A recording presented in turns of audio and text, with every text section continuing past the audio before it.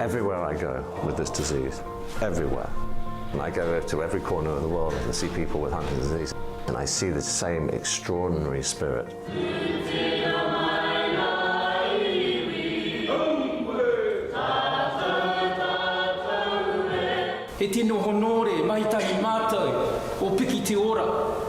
This disease, for so long, for so many generations, for so many centuries, had been hidden by such awful shame and stigma.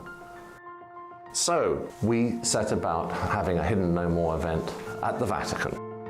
And our initial plan, our initial letter to the Pope was to have one patient.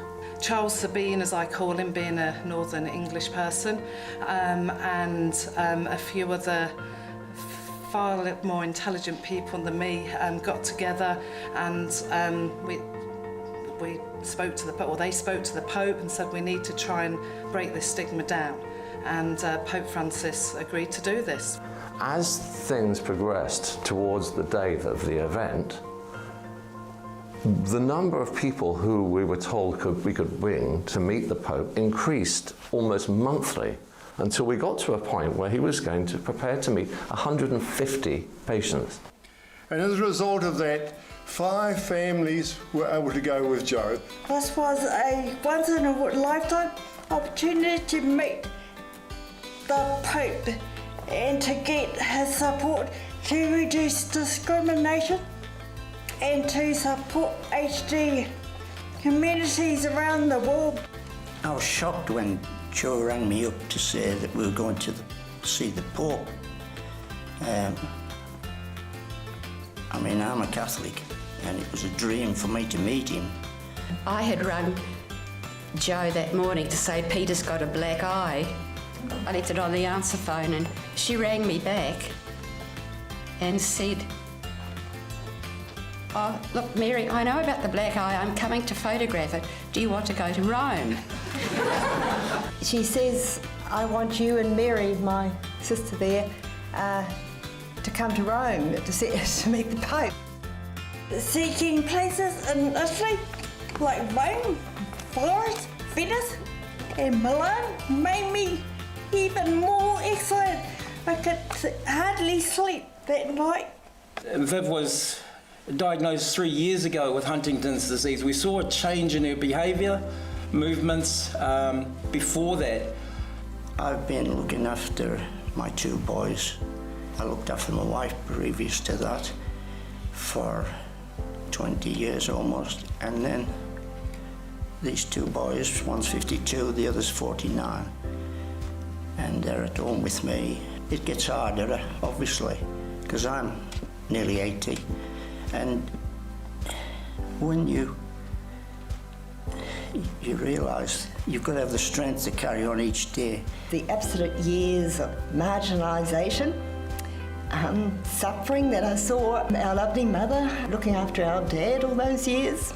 I remember when Dad was tall and gentle and he taught me to ride a bike, but in those 8 years of his Huntington starting, he just got so bad-tempered, and of course would take it out on Mum.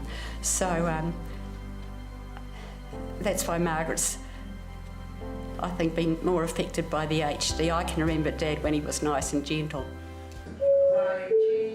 David Delancey, Fabricia Foster.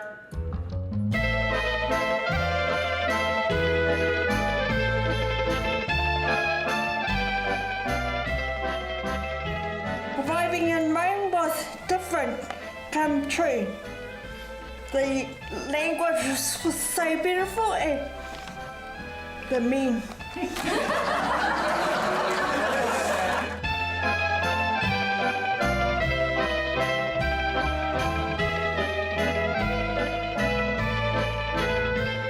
The event took place in the Sala Nerve in Rome, where there were almost 2,000 people in the entire audience, and the Pope met 150 HD patients from 28 different countries, including New Zealand. Per troppo tempo le paure e le difficoltà che hanno caratterizzato la vita delle persone affette da Huntington hanno creato intorno a loro fraintendimenti. The Pope said the words, "The time has come for this to be hidden no more." I'd never thought for one moment that those words that I've written on a beer mat originally would be spoken by the leader of 1.2 billion Catholics. Mi rivolgo ora alle famiglie. Chi vive la malattia di Huntington sa che nessuno può davvero superare la solitudine e la disperazione se non ha accanto a sé delle persone che con abnegazione e costanza si fanno compagne di viaggio. We got little stickers depicting who would speak to him or who would meet him. But he was such a wonderful person. He ignored all that. He just shook hands with everybody that was in that little conclave that we were. I was so carried away, I gave him a kiss. I kissed him and said thank you. For those people to stand there and be hugged by their Pope and to be applauded by thousands of people and watched across the world on TV was beyond extraordinary. And it just kept coming and coming. He helped those who were a little unsteady on their feet. He nearly toppled over himself a couple of times. It was just humanity in the raw, really. Now the Pope, he blessed the photo and he patted my head and said, "Pray for me." Chelsea's mum, as Jo said, I'm going to read, it's what she had written about her day meeting the Pope. It was the most humbling and emotional experience of my life, and one I will never forget.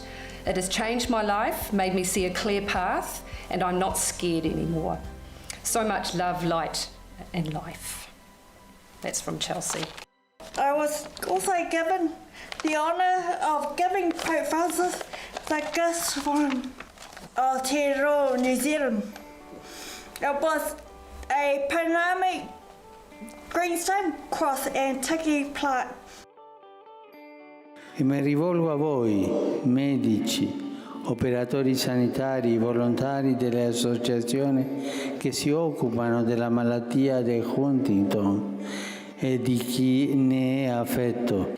Il servizio di tutti voi è prezioso, perché certamente dal vostro impegno e dalla vostra iniziativa che prende forma in modo concreto la speranza e lo slancio delle famiglie che si affidano a voi. For me, I don't know if you can see how many rosary beads I've got on me there, but I was covered in them. Pope Francis, bless them all.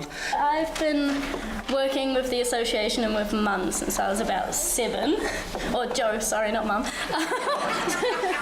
It was pretty amazing to be able to be like, yeah, I'm 18 and I'm in Italy meeting the Pope with a bunch of amazing people. Seeing all those people from all over the world and families, you know, with Huntington's, people in various stages with their families, their caregivers. Meeting the people with juvenile Huntington's, I want to say that, I want to say lucky, but we're lucky that we have the onset of the late stage Huntington's so that we can live our lives. Blown away by the South American families and the poverty that they live in, but realising actually we're very lucky here in New Zealand to be able to have the support, the clinical and medical, and also our tikanga.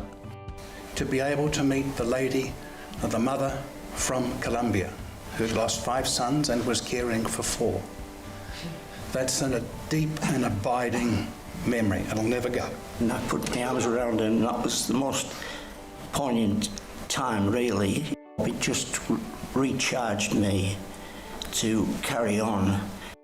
What really empowers me with the work that I do are the extraordinary people who surround this disease. Because it is always, around the greatest darkness that the human spirit shines brightest.